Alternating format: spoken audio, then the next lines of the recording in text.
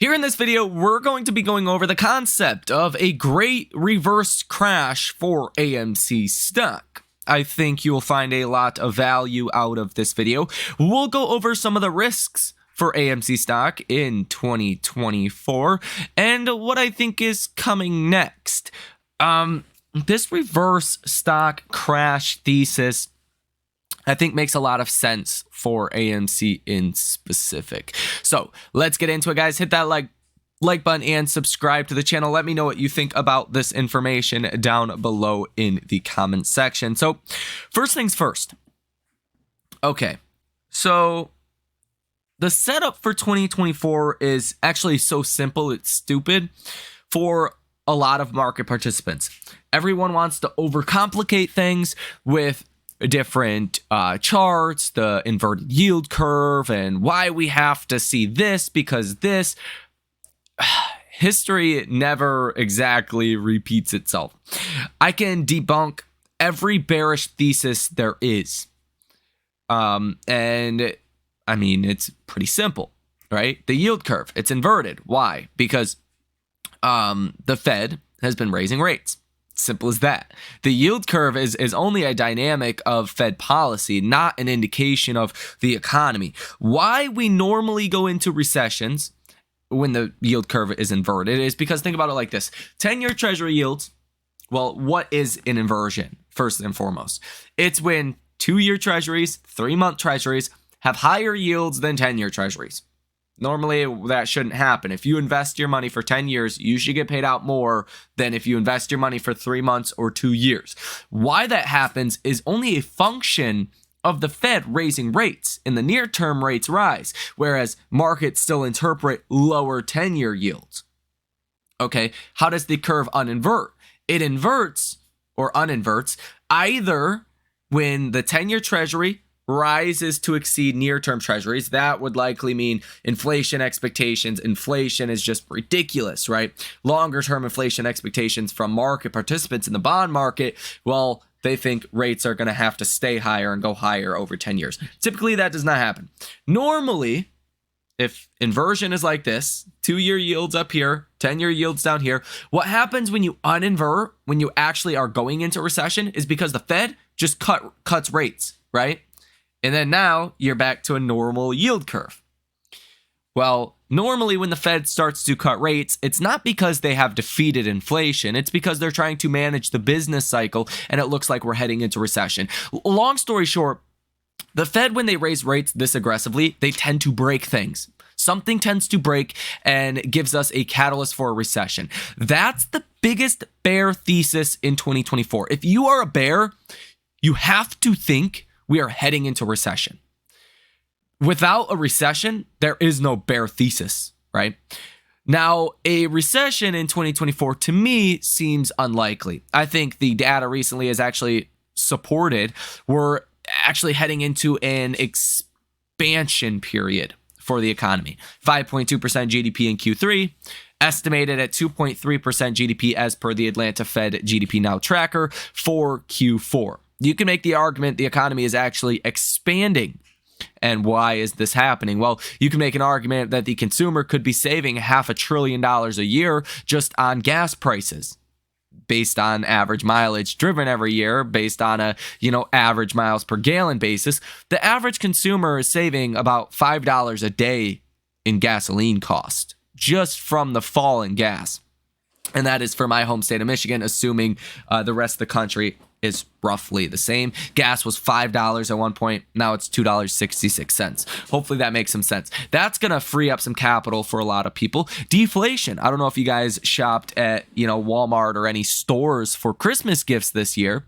I have 2 kids. Christmas gifts were way cheaper this year than last year for a lot of different, toys, let's say. But across the board, prices are falling quite a bit. The only thing that actually has inflation still at all is housing. And that works with such a lag. 12 months from now, inflation, you might be in a deflationary situation. So here in the more near term, 6 to 12 months, the consumer is getting a boost from deflation, getting a boost from deflation broadly.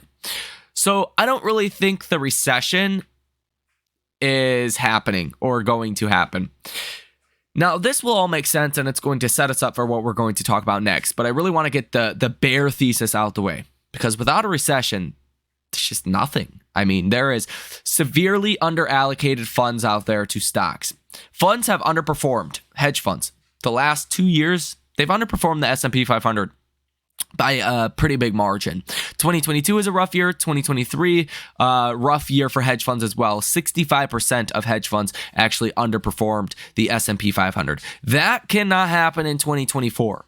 You cannot underperform 3 years in a row. That just doesn't fly. Okay, so you're going to see a lot of money flowing back into stocks, into interest rate sensitive names. The reason why small cap stocks, and AMC is grouped in that category, have underperformed is because of really just there's no liquidity, right? When money was going out of stocks into money market funds, $6.2 trillion currently, that money was leaving markets. Most of this money left the stock market and just went into money market funds. It was already invested capital at that point. People did not take their paychecks and put that money into money market funds. This was money otherwise that would have been in stocks that is not in stocks now. So there just hasn't been a whole lot of liquidity. And Tom Lee with Fundstrat says that as well. He said that over the past 12 months. Now, he got 2023's prediction for the S&P spot on. He was spot on, almost down to the penny. He said the S&P would close the year about 475. The S&P 500 ETF closed at 470, 493. So he was 7 cents within the target, which is basically right, spot on. Now, he says next year, small and mid-cap stocks could surge 50%. This is mainly because of capital coming back into our markets. This is as, and with the move in after hours that we've seen as well on Friday, he was literally spot on the prediction for 2023. Besides that, but capital moving back into our markets, trillions of dollars is going to give everything quite a boost. Now, in my personal opinion, it seems like to me, we're probably going to get some form of leeway from Adam Aron and AMC. It doesn't take a genius to see what is coming next for stocks in 2024. Probably the very beginning of 2024. A lot of money is going to flow back into markets. Now, I wouldn't be surprised if the S&P or the NASDAQ actually traded sideways or downwards as money goes out of Magnificent Seven, out of big tech, into your small cap names. Now, this is going to give a boost to everything. And, AMC is in a very interesting category because if you just look at the growth in the business itself, you're getting back to some of your pre-pandemic numbers, right? You're getting back to a much healthier place. And you're trading on split adjusted prices at lows, right? AMC back during a normal time like 2018 was trading at $116, right? So that's roughly, where AMC should be on a fundamental basis. Obviously, the situation is a little bit different. AMC has a lot more debt, but take the debt out of the equation, and AMC stock would be much higher than where it is today, right? Now, Adam Aron and AMC, they realize they cannot dilute shareholders anymore at this point. It's futile. There's literally, it's not making any sense at this point. They're not collecting enough capital to even make it make sense to continue to dilute shareholders. So what Adam Aron and AMC are going to be forced to do is to give us a period of time in which we're not going to get any dilution, to guarantee to the markets that we're not going to get dilution for a period of time. This could be 6 months, this could be 12 months, this could be 3 months. More than likely, another 6-month pause makes sense to me. Last time this happened, in June of 2022, stocks rallied big time, or AMC specifically, rallied big time. And then AMC was able to raise capital at higher prices.